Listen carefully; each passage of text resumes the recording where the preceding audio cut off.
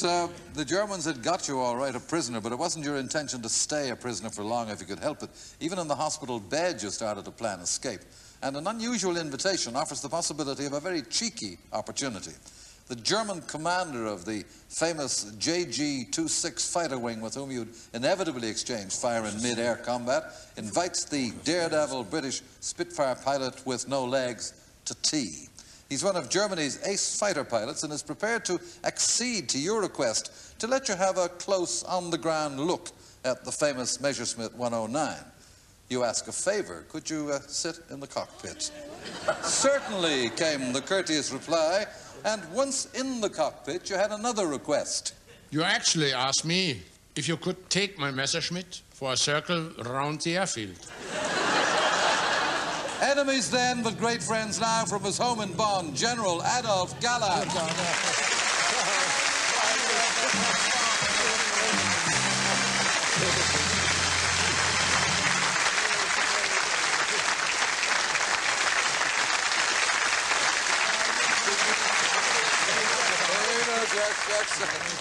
General Galland, tell me, what was your reaction to Douglas's request for a circuit of the airfield?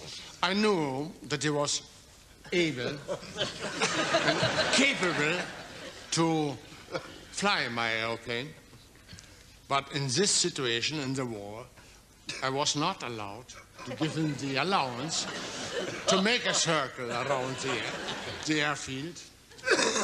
I would have to step in very soon and follow you. And then the trouble would continue. So I'm happy, Douglas, we didn't do this.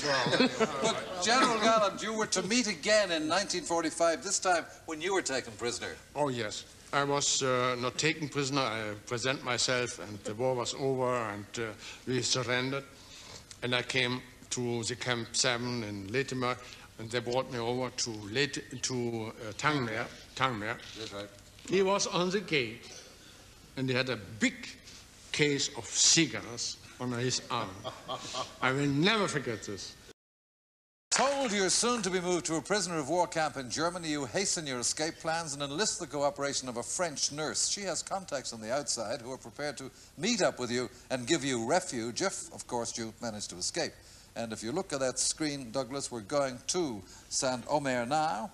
There's the hospital window from which you slung your rope of tied-together bed sheets and a photograph of your escape tactics taken at the time.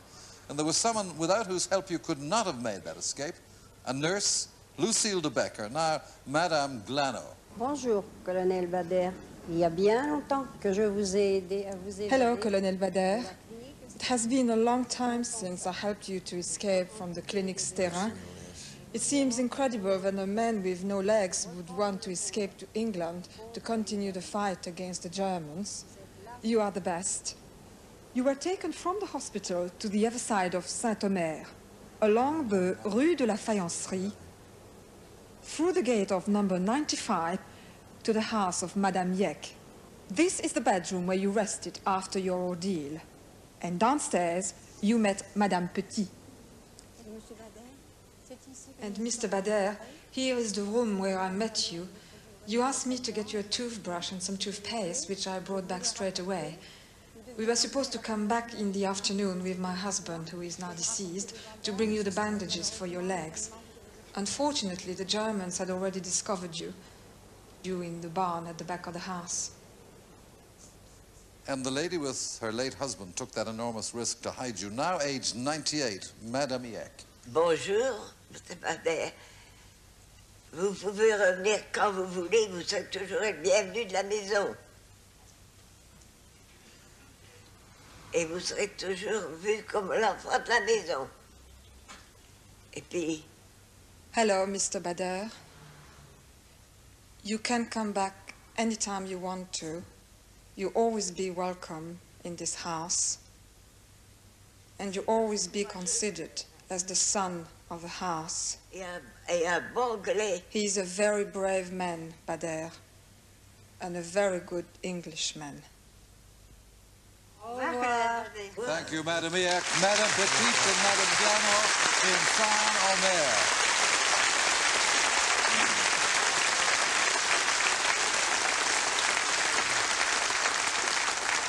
as you know, Douglas, for aiding the courageous escape attempt by yourself and others like you, Madame Eck and Lucille Glano were imprisoned in a Nazi concentration camp for the duration of the war. At war's end, they received the highest decorations France can bestow. Well, at 98, Madame Eck cannot travel, but tonight, proudly wearing her award for supreme courage, the Légion d'honneur, French resistance heroine, Lucille Glano.